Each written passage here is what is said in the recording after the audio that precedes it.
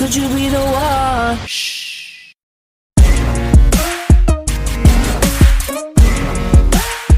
Good, good. Good, good. Could you be the Hi guys, so what you're gonna see today, as requested by Lights from Team Idol, is my deck profile of Gren Maju control that I use to win our small local tournament. Basically, it's the first tournament since the start of pandemic, so there's just a small amount of players, around 8 to 10, but a win is still a win. So I won the whole thing. My record is at 5 wins and 1 loss, including the top cut. So without further ado, let's start. So let's start with the monsters. I run 3 Gren Maju. This is self-explanatory. This is the big boy of the deck. So it gains 400 for each banished card that you have. And the main mission of the deck is to banish as much card as we can to OTK using this boy. The next one is Inspector Border. I run 3. So Inspector Border is the main stun card of the deck. So for those who didn't know its effect, since it has a long text and it's kind of confusing for other players. So basically, your opponent can't activate monster effects if they don't have any extra deck monsters on the field. So the number of effect monsters that both players can activate depends on how many extra deck monsters is on the field. 1 per kind. Xyz, Link, Synchro, Fusion, and Pendulum is included. So for example, if there is 1 Link monster on the field, both of you can only activate 1 monster effect per turn. For example, there's 1 Link monster and then there's 1 Fusion monster. Then both of you can activate 2 monster effects each for that turn. And it goes on from there. So this is a very good stun card. Most of the game, you just normal summon it.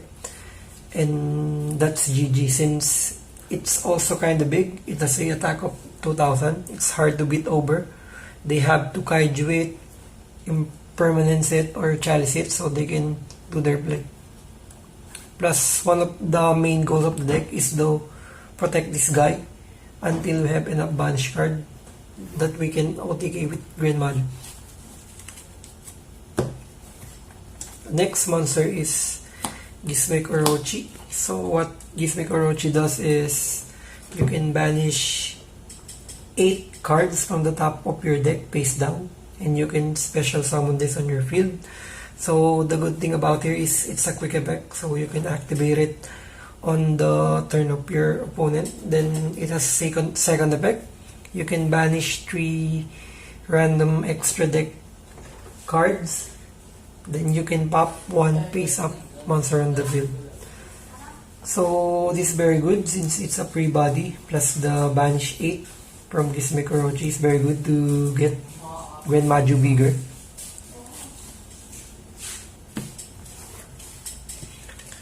Then I run 3 dimension shifters. So this is the only hand trap that I run on the deck, and for me this is the best, one of the best hand traps in the game and the best hand trap for the deck, since we rely on banishing, and when you activate shifter for the until the end of the next turn, all cards sent to the graveyard will be banished. Basically, we don't care that much about banishing our own cards, since that is our main mission, to banish our own cards to get Gren Maju bigger for no OTK. Plus, this is very good not only for the meta decks but the rogue decks, since there are many decks that is graveyard reliant for their plays. So that's it.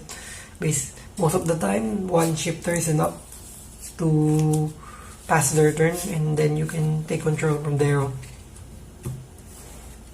The last monster I run is Necroface. Necropace. I run the Necropace Gold Sarcophagus package. So this too basically is an insurance for you when all your copy of Gren Maju gets banished and you have Necropace, you just summon it. Then all of your banished card will return to the deck. Then for each card that will be returned to the deck, this monster will gain 100. So basically, I use Gold Sarcophagus to fetch Necropace faster. Majority of the times when I get Gold Sarcophagus, I will choose Necropace to banish so that I will have insurance.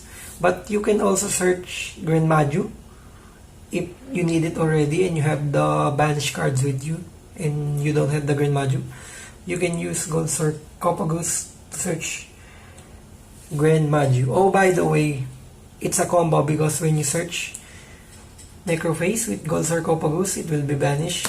Then the other effect of Necropace will trigger. When it gets banished, both players have to banish the top 5 of their decks face down.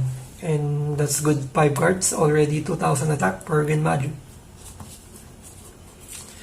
So let's proceed with the spell cards. So let's go with the pots. I run 2 Duality, Pot of Extravagance, then 3 Pot of Desires. So Desires and Extravagance is a no-brainer in this deck, self-explanatory since they banish and they draw. Most of the time you don't care if they get ashed since you need the banish from them more than the draw, but it's still good to get the draw. So you can have many options. You can have many traps to build your board. Plus, it's good if you draw 2 of this or 3 of this together in their hand, since Pot of Extravagance restricts Pot of Desires. It's good if you draw Duality, since if you activate Pot of Extravagance, you can still go for Duality since it's only restricts draw, and Duality is add. It's not draw, it's add. So you can still use Duality if you use Extravagance. Plus, if Extravagance get ashed, you still have Desires there to go through.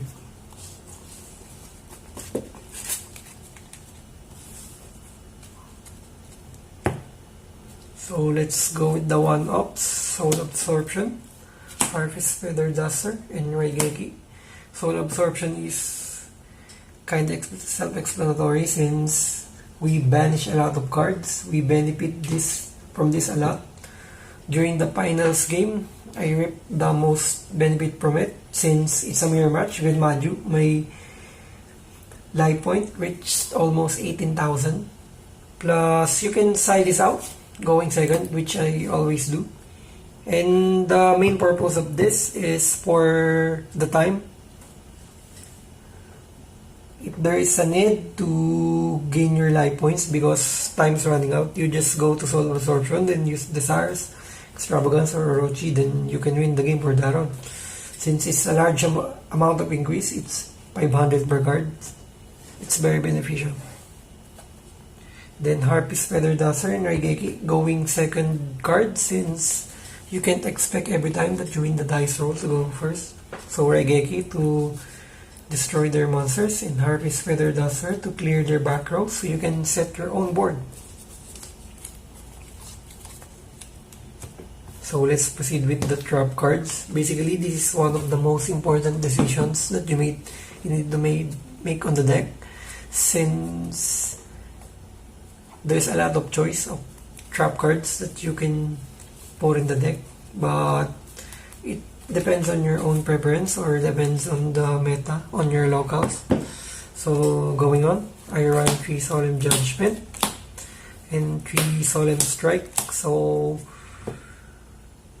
they're self-explanatory. Good stoppers: Solemn Judgment, Sub Spell and Trap and Negate.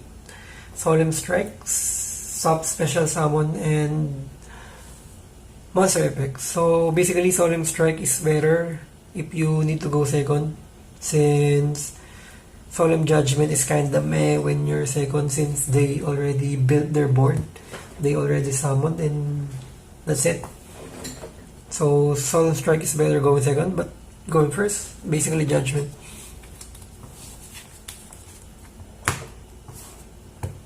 Then I run 2 Compulsory Evacuation Device, 2 Crackdown, and 2 Dogmatic Punishment. So these are the trap cards of my choice to protect Inspector Border.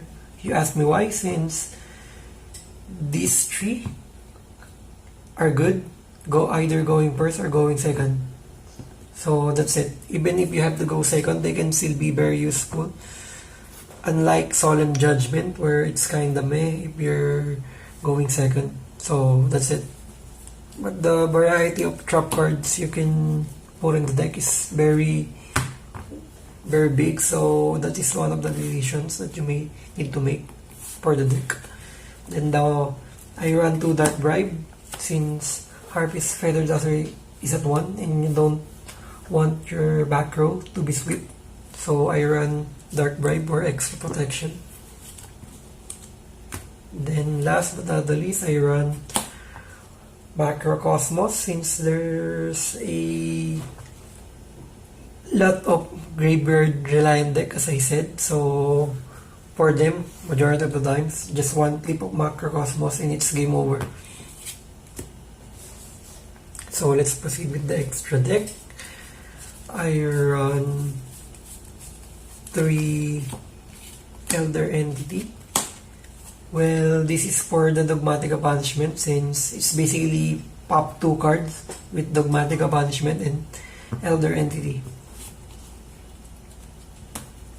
The next one is I run 2 Pentastag. So if your opponent already knew that you're running Green Maju, most of the time they're just gonna set cards face down so they can avoid taking damage from a big Green Maju. And if that's the case, you can use Pentastag, since it can give Green Maju a piercing damage. Plus you can use the Crackdown to go into Pentastag easily. Then I run Natura Exterio and the Last Warrior from Another Planet. The most famous Waking the Dragon targets. So since I run Waking the Dragon, I run 1 of each as well. The next cards are just random extra deck monsters. As you can see, most of the fusion cards are, not most, all of these fusion cards are super polymerization targets, since I used to run super polymerization in the side deck. And that's it for the extra deck. Let's go to the side deck. I run 2 Evenly Match for breaking boards when I need to go second. I run 2 Necro Valleys, a very good card against Virtual World, but there's no Virtual World players during the tournament. The closest to the meta that I faced is Dogmatica Invoke, and this can still be useful against that deck, since with Necro Valley they can't banish, they can't move cards from the graveyard to other places. So basically it's good on the sense like Dimension Shifter and Macrocosmos. It's for graveyard reliant decks. So 2 Cosmic Cyclones for back row removal. Since you run Soul Absorption, the pay 1000 will be minimal damage to you, since you will get to a big amount of life points. I run 3 There Can Be Only One. It's very good for the meta, but I find it breaking on the main deck. So I just side it in. If there's an archetype that only run 1 type of monster, I'm just gonna side it in, since it's very good. Then 3 Waking the Dragon, since there is Harpy's Feather Duster at 1 And if your opponent already knew that you're running a trap-based deck, they will surely side in Twisters or Cosmic Cyclone. Then you side Waking the Dragon. To their surprise, they hit a Waking the Dragon. Then you just bring out the Last Warrior or Natural Exerio, depending on the deck that you will face. And that's very hard to out most of the time. Then the 1-ups, I run 1 Dino Wrestler Punker Taps. So self-explanatory, we're going second. If there's a problematic monster that you need to out, you just special summon it. And since it's big at 2600, you can just beat over that monster, or you can tribute it to out a problematic Floodgate. I run 1-dimensional Fisher. So I used to main this, but I figure out that it's a brick since I already have Macrocosmos. I will just side it if in case my opponent will be a Graveyard Reliant deck, then I'll just side it in for the game 2 and game 3. Then the last one is Imperial Order. I used to main deck this as well, but I figure out that it hurts the deck as well since you have the pots. And if you already activated Imperial Order prior to you using the pots, you can't use their effects though. You can still banish card because it's cost and it only negates effect, but you still sometimes the draw to of the Pot of Desires and Pot of the Extravagance is very critical. So that's it for my deck profile of Gren Maju Control. Can I be your superhero?